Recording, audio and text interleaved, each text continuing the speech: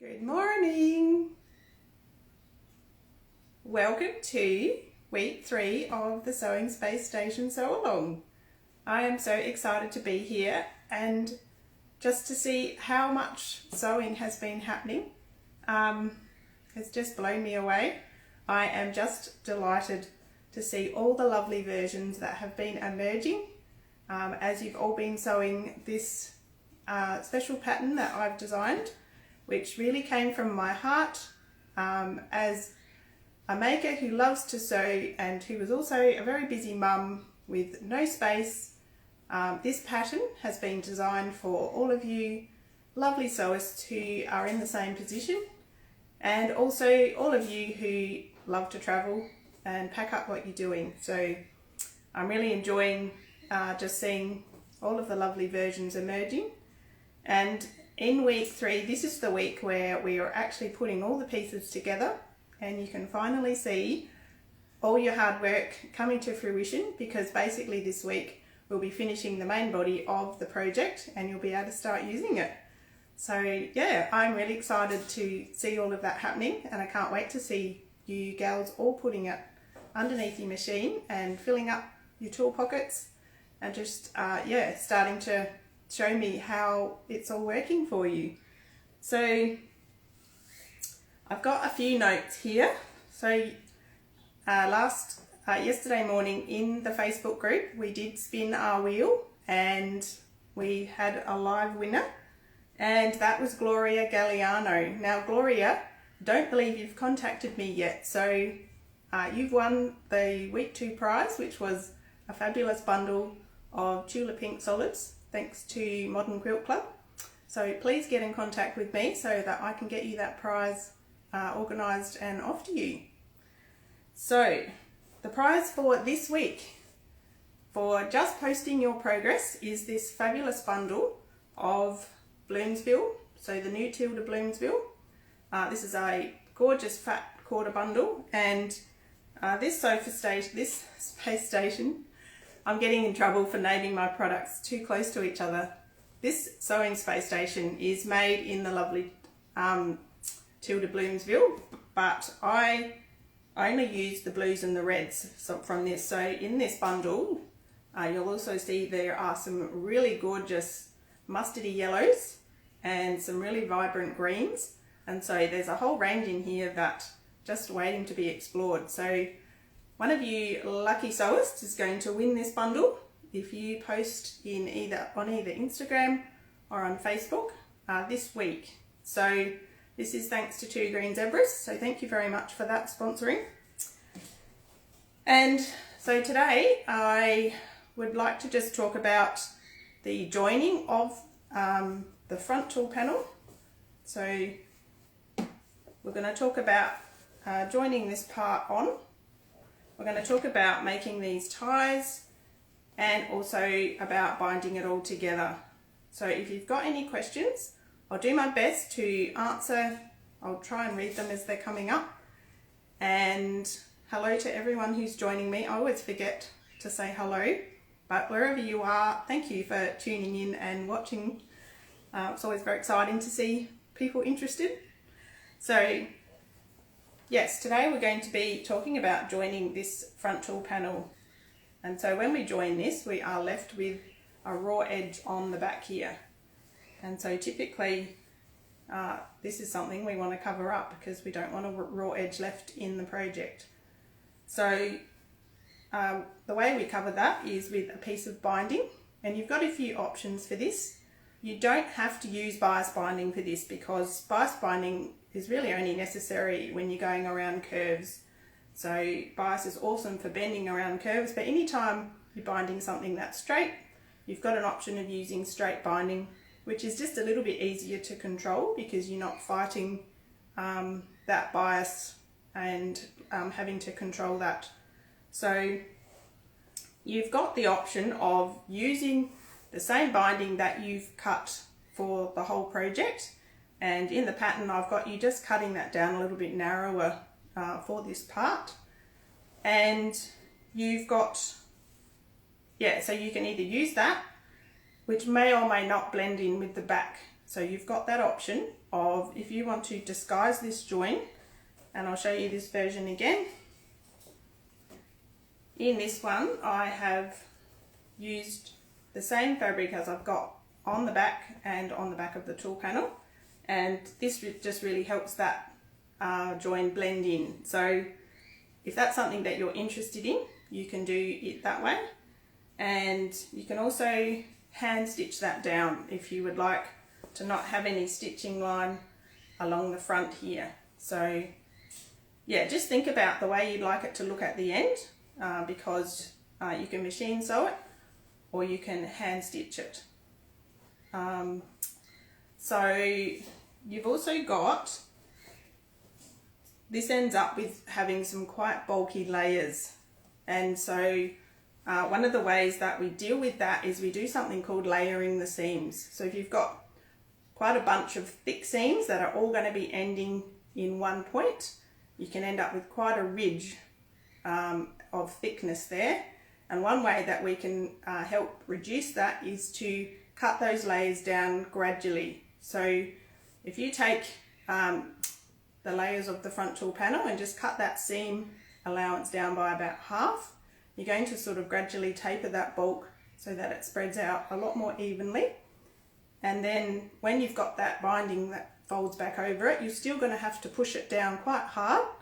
And that's why I've said in the notes you've got in your email that you will have to show it who's boss. Like, it's going to want to go down and you have to push it up and you have to really lean on it. So I recommend you press it, use steam if that's something you like, that really helps as well, and then pin it all down or glue baste it if that's your preference.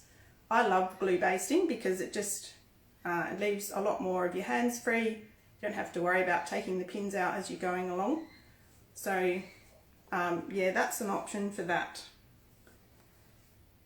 And if you are going to machine sew it, just sew really slowly along that join, because it is sort of still going to have a little bit of a bulky ridge there that's going to want to push you off the side of that binding. So to keep your stitching nice and straight on there, which is going to show on the front, just sew really slowly along there and just make sure you're really in control of it. So fold up the rest of the project, which might be hanging down, dragging on, you know, when you've got a large project, tends to just pull and you know, it makes it hard to control what you're doing. So fold everything up and just sew that along slowly. So has anyone got any questions about this funky little join that we've got here? Because it is a little bit unusual. So you might not have done anything like that before. And yeah, so if anyone's got any questions, hi to everyone who's joining. Thank you very much.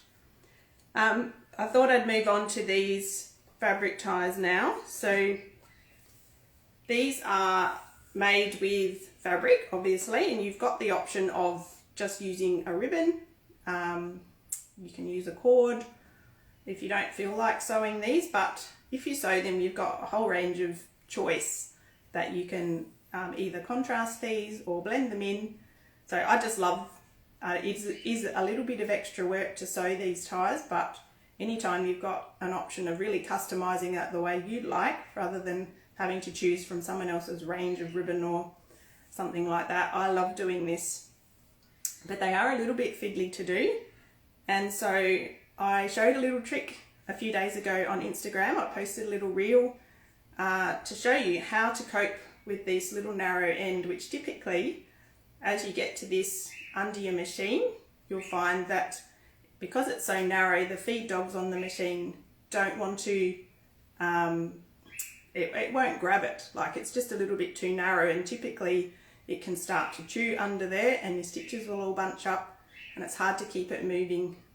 Sorry, we've got a question. Suggestions for sewing the binding on the curves. I do have a few. I'll get to that in a tick. Thank you. So yeah, I found a little trick that if you just put like a little square inch of paper right on this end as you come to it, so you're sewing along and you just put a little piece of paper on the end of it and you stitch around the end of it, it works like a trick. It'll grab really nicely and you can sew around it just like it was any other piece of fabric, and then you can just tear that paper out again at the end, which rips out really easily, and you'll have nice even straight stitches. So that's something that I really enjoy doing. Once I discovered this, quite enjoy making these now. So apart from that, using a stiletto just to help feed everything through can be quite useful. So has anyone got any other questions about the ties that they wanted to ask? Now I did want to show you a little mistake that I've made. So this is one of the sewing space stations I'm making for this, and as you can see, I've got my binding partly stitched on here, and of course I forgot to sew my ties on when I was doing it, because I don't typically read the pattern once I know how to make it. Typical, so I forget to do things in the right order. So I thought I'd just tell you, I've got my ties here, and what I'm going to do, rather than unpicking all the binding, all I'm going to do is just measure 3.5 inches up from each end and just unpick that little bit of binding there, so that I can just slide those ties in where they need to go, and then I can stitch it back down.